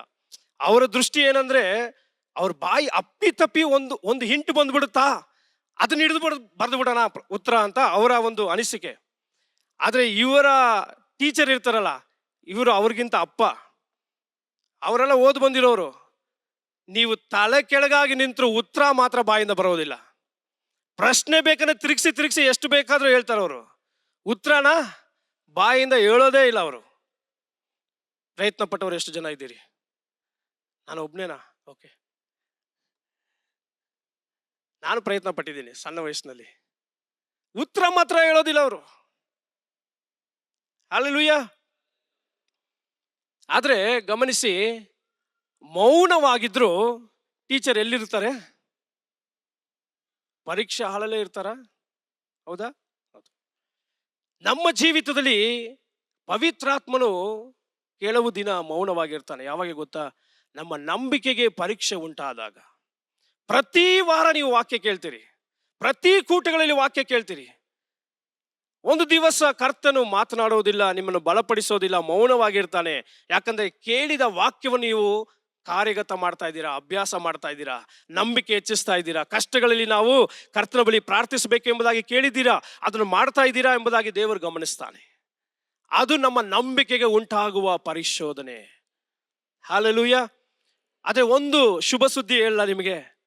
ಇಷ್ಟು ಕಷ್ಟವಾಗಿದ್ರು, ಟೀಚರ್ ಬಾಯಿ ಬಿಡದೇ ಇದ್ರು, ಪ್ರಶ್ನೆ ಅರ್ಥವಾಗದೇ ಇದ್ರು, ನಾವು ತಲೆ ಕೆರ್ಕೊಂಡು ಉತ್ತರ ಬರೀತಾ ಇದ್ರು ಟೀಚರ್ ಎಲ್ಲೂ ಹೋಗಲ್ಲ, ಹಾಲ್ ಬಿಟ್ಟು ಹೊರಗೆ ಹೋಗಲ್ಲ, ತರಗತಿಯಲ್ಲೇ ಇರ್ತಾರೆ. ನಿಮ್ಮ ಕಷ್ಟಗಳು ಎಷ್ಟೇ ದೊಡ್ಡದಾಗಿದ್ರು ಕರ್ತನು ನಿಮ್ಮ ಒಳಗೆಯಿಂದ ಹೊರಗೆ ಹೋಗೋದಿಲ್ಲ, ನಿಮ್ಮ ಒಳಗೇ ಇರ್ತಾನೆ. ಹಲ್ಲೆಲೂಯಾ. ನಿಮ್ಮನ್ನು ಬಲಪಡಿಸಲೇ ಇರ್ತಾನೆ. ಎಷ್ಟೋ ಜನರು ಹೇಳ್ತಾರೆ, ಅಯ್ಯೋ ಕಷ್ಟ ಬಂದಾಗ ದೇವರು ನನ್ನನ್ನು ಕೈ ಬಿಟ್ಬಿಟ್ಟ, ದೇವರು ನನ್ನ ಮೇಲೆ ಕರುಣೆನೇ ಇಲ್ಲ, ಇದುವರೆಗೂ ನಡೆಸಿದ ದೇವರು ಇವತ್ತು ಯಾಕೋ ನಮ್ಮನ್ನು ಕೈ ಬಿಟ್ಬಿಟ್ಟ, 1 ತಿಂಗಳಿಂದ 2 ತಿಂಗಳಿಂದ ಕಷ್ಟಪಡ್ತಾ ಇದ್ದೇವೆ, ದೇವರು ನಮ್ಮ ಸಂಗಡವೇ ಇಲ್ಲ ಎಂಬುದಾಗಿ ಹೇಳ್ತಾರೆ. ನಾನು ಹೇಳ್ತೇನೆ, ಅಂಥವರಿಗೆ ಖಂಡಿತವಾಗಿಯೂ ದೇವರು ನಮ್ಮ ಸಂಗಡವೇ ಇದ್ದಾನೆ. ಆದರೆ ಮಾತನಾಡ್ತಿಲ್ಲ, ಮೌನವಾಗಿದ್ದಾನೆ. ಯಾಕೆ ಮೌನವಾಗಿದ್ದಾನೆ? ನನ್ನ ನಂಬಿಕೆಯನ್ನು ಪರೀಕ್ಷಿಸ್ತಾ ಇದ್ದಾನೆ.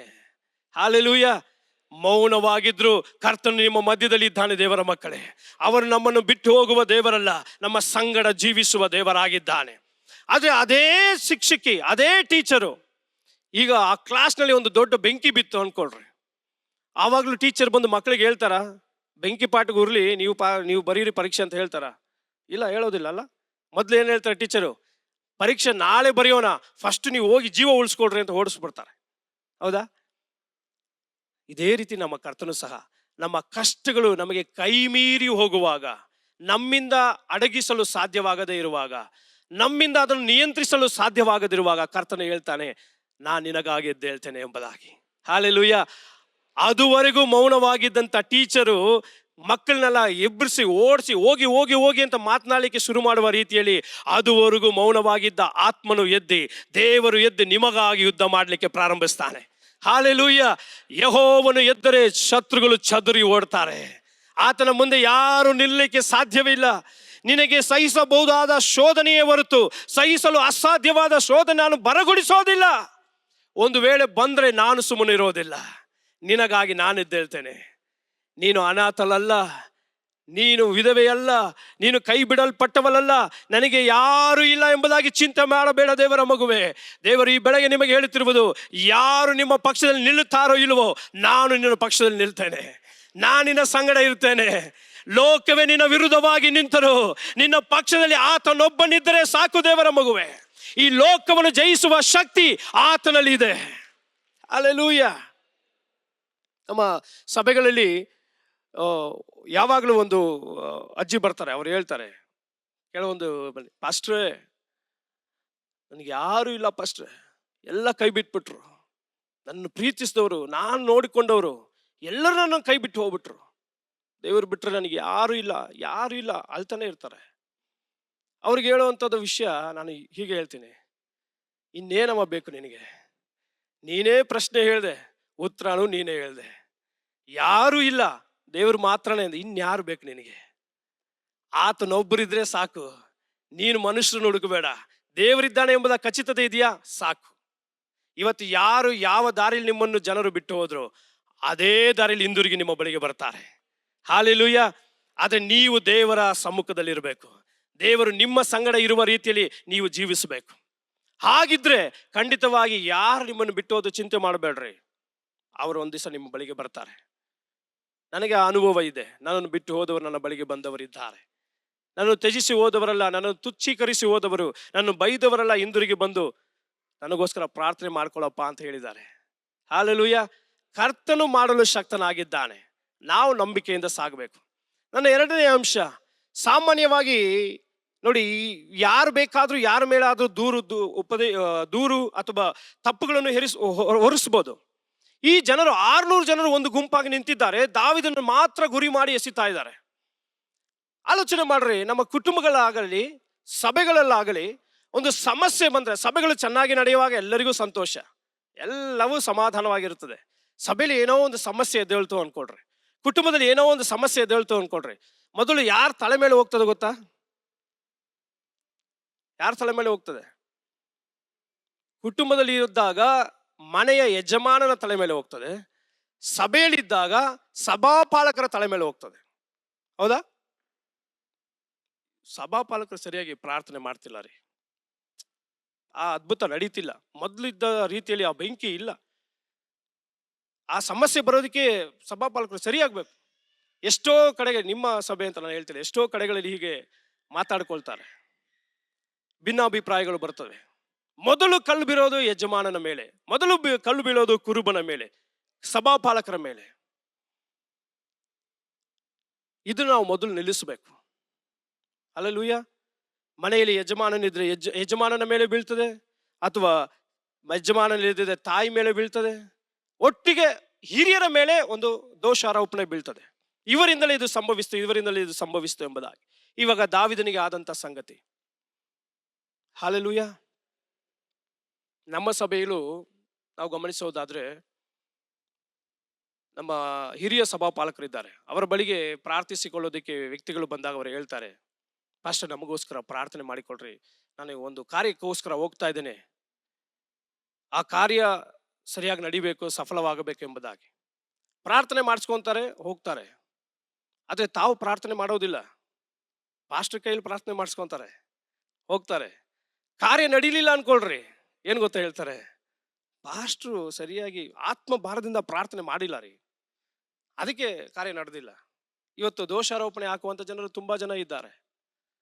ಇನ್ನೂ ಕೆಲವು ವ್ಯಕ್ತಿಗಳಿದ್ದಾರೆ, ಪಾಸ್ಟ್ರೇ ನಾಡಿದ್ದು ನನಗೆ ಇಂಟರ್ವ್ಯೂ ಇದೆ, ಆ ಕಂಪ್ನಿಲಿ ನಾನು ಸೆಲೆಕ್ಟ್ ಆಗಲೇಬೇಕು, ನನಗೋಸ್ಕರ ನೀವು ಪ್ರಾರ್ಥನೆ ಮಾಡಬೇಕು, ಸುಮ್ಮನೆ ಅಲ್ಲ ಪ್ರಾರ್ಥನೆ ಮಾಡೋದು, ಒಂದು ದಿವಸ ಉಪವಾಸ ತೆಗೆದು ಪ್ರಾರ್ಥನೆ ಮಾಡ್ರಿ ಅಂತ. ಯಾರು ಹೇಳ್ತಿರೋದು ಗೊತ್ತಾ? ಒಂದು ವಿಶ್ವಾಸಿ ಸಭಾಪಾಲಕರಿಗೆ ಹೇಳ್ತಿರೋದು, ಒಂದು ದಿವಸ ನನಗೋಸ್ಕರ ಉಪವಾಸ ತೆಗೆದು ಪ್ರಾರ್ಥನೆ ಮಾಡ್ರಿ, ನಾನು ಹೊಟ್ಟೆ ತುಂಬ ಊಟ ಮಾಡ್ತೀನಿ. ಈ ರೀತಿ ಹೇಳುವಂತ ಜನರು ಇದ್ದಾರೆ. ಹೊಟ್ಟೆ ತುಂಬ ಊಟ ಮಾಡ್ತೀನಿ ಅಂತಲ್ಲ, ಉಪವಾಸ ಮಾಡಿ ಪ್ರಾರ್ಥನೆ ಮಾಡಿ ಅಂತ ಹೇಳುವಂತ ಜನರು ಇದ್ದಾರೆ. ಇವತ್ತು ನಮ್ಮ ಸಭೆಯಲ್ಲಿ ನೋಡಿ, ಇಷ್ಟು ಜನ ಇದ್ದೀರಿ, ಕನಿಷ್ಠ ಪಕ್ಷ ಒಂದು 365ಕ್ಕಿಂತ ಜಾಸ್ತಿ ಜನ ಇದ್ದೀರಾ, ಇರ್ಬೋದಲ್ಲ ಫಸ್ಟ್? ಎಸ್. ಆಲೋಚನೆ ಮಾಡಿ ನೋಡ್ರಿ, ಒಬ್ಬೊಬ್ಬರಿಗೋಸ್ಕರ ನಮ್ಮ ಪಾಸ್ಟರ್ ಒಂದೊಂದು ದಿವಸ ಉಪವಾಸ ಮಾಡಿದ್ರೆ 1 ವರ್ಷ ಊಟ ಮಾಡಂಗಿಲ್ಲ ರೀ ಅವರು, 1 ವರ್ಷ ಊಟ ಮಾಡಂಗಿಲ್ಲ. ನಾವು ಸುಮ್ಮನೆ ಹೇಳೋದಲ್ಲ, ಅದರ ಆಳವನ್ನು ನಾವು ತಿಳ್ಕೊಬೇಕು. ನಮ್ಮಂತೆ ಅವರು ಮನುಷ್ಯರಾಗಿದ್ದಾರೆ, ಅವರನ್ನು ಘನಪಡಿಸಬೇಕು, ಅವರಿಗೆ ಬೇಕಾದ ಮಾನವನ್ನು ನಾವು ಸಲ್ಲಿಸಬೇಕು. ನಾನು ನಿಮ್ಮ ಬಳಿಯಲ್ಲಿ ಕೇಳ್ತೀನಿ, ಎಷ್ಟು ಜನ ನೀವು ಅವರು ಹೊರಗೆ ಸೇವೆಗೆ ಹೋಗುವಂತ ವೇಳೆ, ನಿಮ್ಮ ಸಭಾಪಾಲಕರಾಗಲಿ ಹೊರಗೆ ಹೋಗುವಾಗ ಅಥವಾ ಅವರ ಅಸ್ವಸ್ಥತೆಯಲ್ಲಿದ್ದಾಗ 1 ದಿವಸ ಉಪವಾಸ ಮಾಡಿ ಪ್ರಾರ್ಥನೆ ಮಾಡಿದವರು ಎಷ್ಟು ಜನ ಇದ್ದೀರಿ? ಸ್ತೋತ್ರ, ದೇವರಿಗೆ ಸ್ತೋತ್ರ. ಇದನ್ನ ನಾವು ಕಲಿಬೇಕು. ಅಲ್ಲಿಂದ ಎಕ್ಸ್ಪೆಕ್ಟ್ ಮಾಡಬಾರ್ದು, ಇಲ್ಲಿಂದ ಕೊಡುವಂತವರಾಗಿರ್ಬೇಕು. ಹಲ್ಲೆಲೂಯಾ. ಕರ್ತನು ನಮಗಾಗಿ ಒಂದು ಕುರುಬನನ್ನು ನೇಮಿಸಿರುವುದಾಗಿದ್ರೆ ಆ ಕುರುಬನನ್ನು ನೋಡಿಕೊಳ್ಳುವಂಥದ್ದು ನಮ್ಮ ಜವಾಬ್ದಾರಿ. ದೇವರು ನಮ್ಮನ್ನು ನಂಬಿಗಸ್ತರಾಗಿ ಎನಿಸಿ ಈ ಸಭೆಯಲ್ಲಿ ಇಟ್ಟಿದ್ದಾನೆ. ಹಲ್ಲೆಲೂಯಾ. ಬರೀ ಅವರಿಂದ ನಾವು ಎದುರು ನೋಡುವಂಥದ್ದಲ್ಲ, ದೇವರಿಂದ ಎದುರು ನೋಡುವಂಥದ್ದಲ್ಲ, ನಾವು ಏನು ಮಾಡಲಿಕ್ಕೆ ಸಾಧ್ಯ ಎಂಬುದಾಗಿ ನೋಡ್ಬೇಕು. ನೀವು ಆ ರೀತಿ ಆಲೋಚನೆ ಮಾಡಲಿಕ್ಕೆ ಪ್ರಾರಂಭಿಸಿ, ನಿಮ್ಮ ಜೀವಿತಗಳು ತಲೆ ಕೆಳಗಾಗಿ ಮಾರ್ಪಡ್ತದೆ. ನೀವು ಎನಿಸದ ರೀತಿಯಲ್ಲಿ ಕರ್ತ ನಿಮ್ಮನ್ನು ಮೇಲಕ್ಕೆ ತೆಗೆದುಕೊಂಡು ಹೋಗ್ತಾನೆ. ಹಲ್ಲೆಲೂಯಾ. ಎಲ್ಲ ಪ್ರಾರ್ಥನೆಗಳಲ್ಲಿಯೂ ದೊಡ್ಡ ಪ್ರಾರ್ಥನೆ ಯಾವುದು ಗೊತ್ತಾ? ಮಧ್ಯಸ್ಥಿಕೆಯ ಪ್ರಾರ್ಥನೆ, ಮತ್ತೊಬ್ಬರಿಗಾಗಿ ಪ್ರಾರ್ಥಿಸುವಂತ ಪ್ರಾರ್ಥನೆ. ನಿಮ್ಮ ಕೊರತೆಗಳನ್ನು ಬದಿಗಿಟ್ಟು ಮತ್ತೊಬ್ಬರ ಕೊರತೆಗಾಗಿ ಪ್ರಾರ್ಥನೆ ಮಾಡ್ರಿ. ಉದಾಹರಣೆಗಾಗಿ, ನಿಮಗೆ ಮಕ್ಕಳಿಲ್ಲದ ಅನೇಕ ದಂಪತಿಗಳಿದ್ದಾರೆ, ಅವರಿಗಾಗಿ ಪ್ರಾರ್ಥನೆ ಮಾಡಿ ನೋಡ್ರಿ. ಅವರ ಮಡಿಲು ತುಂಬುತ್ತದೆ, ನಿಮ್ಮ ಮಡಿಲು ತುಂಬುತ್ತದೆ. Hallelujah, hallelujah. ಇವತ್ತು ಅನೇಕರು ನಮಗಾಗಿ, ನನಗಾಗಿ, ನನಗಾಗಿ, ನನಗಾಗಿ ಅಂತ ಕೇಳುವಂತವರೇ ಇದ್ದಾರೆ ಹೊರತು ಅವರಿಗಾಗಿ ಅಂತ ಕೇಳುವವರ ಶಬ್ದ ಬಹಳ ಕಡಿಮೆ, ವಿರಳ. ನಾವು ಅದನ್ನು ಕಲ್ತ್ಕೊಳ್ಬೇಕು, ಮತ್ತೊಬ್ಬರಿಗಾಗಿ ನಿಲ್ಲಬೇಕು. ಸಮಸ್ಯೆಗಳು ಬಂದಾಗ ಮತ್ತೊಬ್ಬರ ತಲೆ ಮೇಲೆ ಹಾಕೋದನ್ನ ನಿಲ್ಲಿಸಬೇಕು. ಕಷ್ಟಗಳು ಬಂದಾಗ ಇವರಿಂದಲೇ ಎಂಬುದಾಗಿ ಹೇಳೋದನ್ನು ನಿಲ್ಲಿಸಬೇಕು. ನಾವು ಜವಾಬ್ದಾರಿ ತೆಗೆದುಕೊಳ್ಬೇಕು. ಆ 600 ಸೈನಿಕರ ರೀತಿ ಅಲ್ಲ, ದಾವಿದನ ರೀತಿ ನಾವು ಮಾರ್ಪಡಬೇಕು. ದಾವಿದನು ಬೇಕಾದ್ರೆ ಇವರ ಮೇಲೆ ದೋಷಾರೋಪಣೆ ಹಾಕಬಹುದಾಗಿತ್ತು. ನಾನು ಬೆಳೆಸಿದಂತ ವ್ಯಕ್ತಿಗಳು, ನನ್ನ ಕೈಯಿಂದ ವೀರರಾದಂತ ವ್ಯಕ್ತಿಗಳು, ನಾನು ತರಬೇತಿ ಟ್ರೈನಿಂಗ್ ಕೊಟ್ಟವರು ಈಗ ನನ್ನ ವಿರುದ್ಧವಾಗಿ ಮಾತಾಡ್ತೀರಾ. ಒಂದು ವೇಳೆ ನೀವಾಗ ದಾವಿದನ ಸ್ಥಳದಲ್ಲಿ ನೀವೇ ಇದ್ರಿ, ಏನ್ ಮಾಡ್ತಾ ಇದ್ರಿ? ಸುಮ್ಮನೆ ಬಿಡ್ತಿದ್ರಾ? ನಾನು ಕರ್ಕೊಂಬಂದಂತ ವಿಶ್ವಾಸಿ ಸಭೆಗೆ ಕರ್ಕೊಂಬಂದು ಇಷ್ಟೆಲ್ಲ ನಿನಗೆ ಉದ್ಧರಣೆ ಆಗಿದೆ, ದೇವರು ಇಷ್ಟೆಲ್ಲ ಆಶೀರ್ವದಿಸಿದಾನೆ, ನಾನು ಕರ್ಕೊಂಬರ್ದೇ ಇದ್ರೆ ನಿನಗೆ ಇದು ಆಗ್ತಿತ್ತಾ? ಬಿಡೋದೇ ಇಲ್ಲ ನಾವು, ಅಲ್ಲ, ಲೆಫ್ಟ್ ರೈಟ್ ಬಿಡೋದೇ ಇಲ್ಲ, ಏನೇ ಆದ್ರೂ ಬಿಡಲ್ಲ ನಾವು. ನನ್ನ ವಿರುದ್ಧವಾಗಿ ಮಾತಾಡ್ತೀಯ? ಕೆಲವೊಂದು ಆಗುತ್ತೆ, ಭಿನ್ನಾಭಿಪ್ರಾಯಗಳು ಆದಾಗ ನಮ್ಮಿಂದ ನಾವು ಕರ್ಕೊಂಬಂದಂತ ಜನರು ನಮ್ಮ ವಿರುದ್ಧವಾಗಿ ಕೆಲವೊಂದ್ಸಲಿ ಮಾತನಾಡ್ತಾರೆ, ತಿರುಗಿ ಬೀಳ್ತಾರೆ. ಅದು ಅವರ ತಪ್ಪಲ್ಲ, ಅವರ ಒಳಗೆ ಸೈತಾನ ಕ್ರಿಯೆ ಮಾಡ್ತಾ ಇರ್ತಾನೆ. ನೀವು ಅವರ ವಿರುದ್ಧವಾಗಿ ಮಾತನಾಡ್ಲಿಕ್ಕೆ ಹೋಗ್ಬಾರ್ದು. ಆದ್ರೆ ನಾನು ಹೇಳಿ ಬರ್ತಾ ಇರುವಂತದ್ದು, ಆ ರೀತಿ ಮಾತಾಡುವಾಗ ನಮಗೆ ನೋವಾಗ್ತದೆ, ಹೌದಾ? ನೋವಾಗುವಾಗ ನಾವು ಯುದ್ಧ ಮಾಡ್ಲಿಕ್ಕೆ ಪ್ರಾರಂಭಿಸ್ತೇವೆ, ನಾವು ಮಾತುಗಳನ್ನು ಹೇಳ್ತೇವೆ. ಆದ್ರೆ ನಾವು ದಾವಿದಿಂದ ಕಲ್ತ್ಕೊಳ್ಬೇಕಾದದ್ದು, ಇವರೆಲ್ಲರೂ ಒಟ್ಟುಗೂಡಿ ಆತನ ವಿರುದ್ಧವಾಗಿ ಬಂದಾಗಲೂ ಆತನು ಒಂದು ಮಾಡಿದನು. ಇವರೆಲ್ಲರನ್ನು ಬದಿಗೆ ಬಿಸಾಡಿ, ಇವರೊಟ್ಟಿಗೆ ಮಾತನಾಡ್ಲಿಕ್ಕೆ ಹೋಗ್ಲಿಲ್ಲ, ಇವರೊಟ್ಟಿಗೆ ವಾದ ಮಾಡ್ಲಿಕ್ಕೆ ಹೋಗ್ಲಿಲ್ಲ, ಇವರ ವಿರುದ್ಧವಾಗಿ ಬೈಲಿಕ್ಕೆ ಹೋಗ್ಲಿಲ್ಲ. ಅವ್ರನ್ನೆಲ್ಲ ಬದಿಗೆ ಹಾಕಿ ಒಂದು ಸ್ಥಳಕ್ಕೆ ಹೋದ, ದೇವರ ಪ್ರಸನ್ನತೆಯ ಒಳಗೆ ಪ್ರವೇಶಿಸಿದ. ಹಲ್ಲೆಲೂಯಾ. ದಾವಿದನಾದರೂ ತನ್ನ ದೇವರಾದ ಯೆಹೋವನಲ್ಲಿ ತನ್ನನ್ನು ಬಲಪಡಿಸಿ. ಇವತ್ತು ಎಷ್ಟು ಜನ ಆ ರೀತಿ ಇದ್ದೀರಿ? ನಿಮ್ಮ ವಿರುದ್ಧವಾಗಿ ಇಲ್ಲದ ಸಲ್ಲದ ಅಪವಾದಗಳು ಬರುವಾಗಲೂ, ನಿಮ್ಮನ್ನು ಗೇಲಿ ಮಾಡುವಾಗ, ನಿಮ್ಮನ್ನು ಹೀಯಾಳಿಸುವಾಗ, ಈ ಸಂದರ್ಭಗಳಲ್ಲೆಲ್ಲ ನೀವೇನು ಮಾಡ್ತಾ ಇದ್ದೀರಿ? ನಿಮ್ಮ ಪ್ರತಿಕ್ರಿಯೆ ಏನು? ನೀವು ಹೋಗಿ ಮತ್ತೊಬ್ಬರ ಬಳಿಯಲ್ಲಿ ಅವರ ಬಗ್ಗೆ ಹೇಳ್ತಾ ಇದ್ದೀರಾ, ಅಥವಾ ಅವರ ವಿರುದ್ಧವಾಗಿ ಯುದ್ಧ ಮಾಡ್ತಾ ಇದ್ದೀರಾ? ಅಲ್ಲ, ಅದೆಲ್ಲ ಬಿಸಾಡಿ ಪ್ರಾರ್ಥನೆಯ ಕೊಠಡಿಗೆ ಓಡ್ತಾ ಇದ್ದೀರಾ, ಪ್ರಸನ್ನತೆಗೆ ಓಡ್ತಾ ಇದ್ದೀರಾ.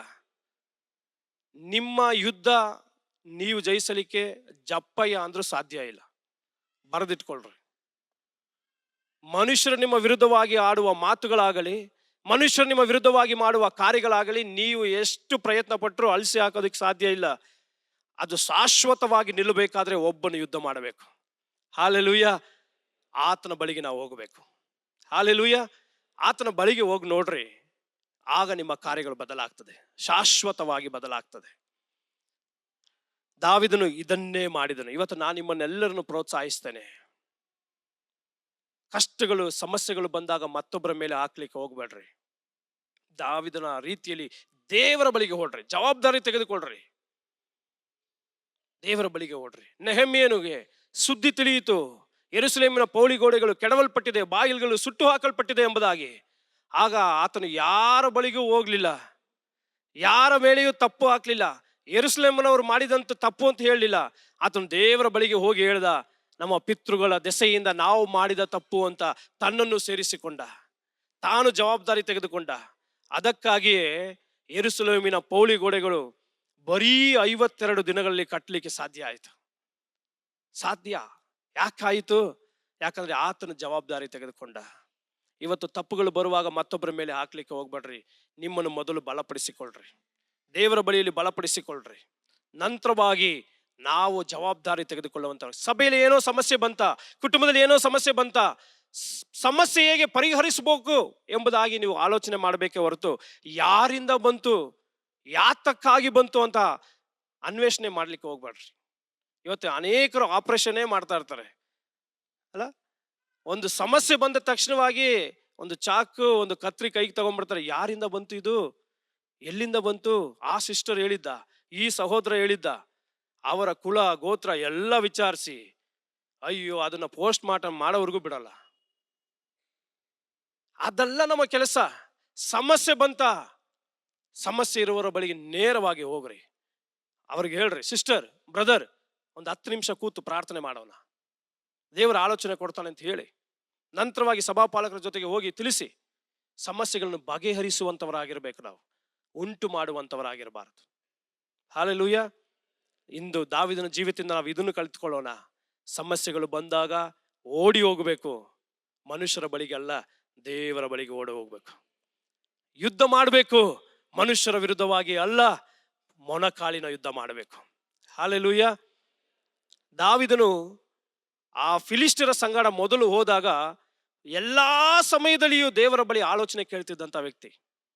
ಅದಕ್ಕೆ ದಾವೀದನಿಗೆ ಇರುವಂತ ಹೆಸರು ದೇವರ ಹೃದಯಕ್ಕೆ ಒಪ್ಪುವಂತ ಮನುಷ್ಯ. ಎಲ್ಲಾ ಸಮಯದಲ್ಲಿ ದೇವರ ಅನುಮತಿ ಕೇಳಿ ಹೋಗ್ತಿದ್ದಂಥವನು ಈ ಯುದ್ಧಕ್ಕೆ ಹೋಗುವಾಗ ಮಾತ್ರ ದೇವರ ಅನುಮತಿ ಕೇಳಿಲ್ಲ. ನೀವು ಬೇಕಂದ್ರೆ 28, 29ನೇ ಅಧ್ಯಾಯ ಎಲ್ಲ ಓದ್ ನೋಡ್ರಿ. ಫಿಲಿಸ್ಟರ ಸಂಗಡ ಹೋಗುವಾಗ ದೇವರ ಬಳಿ ಒಂದು ಮಾತು ಕೇಳಲಿಲ್ಲ. ಹೋಗ್ಲಾ ಬೇಡವಾ ಏನು ಕೇಳಲಿಲ್ಲ. ಎಲ್ಲಾ ಸಮಯದಲ್ಲಿ ಕೇಳಿದ, ಅವತ್ತು ಕೇಳಲಿಲ್ಲ. ಆದ್ದರಿಂದಲೇ ಆತನ ಹಿಂದಿರುಗಿ ಬಂದಾಗ ನಾಶ ನಷ್ಟಗಳು ಸಂಭವಿಸಿತು.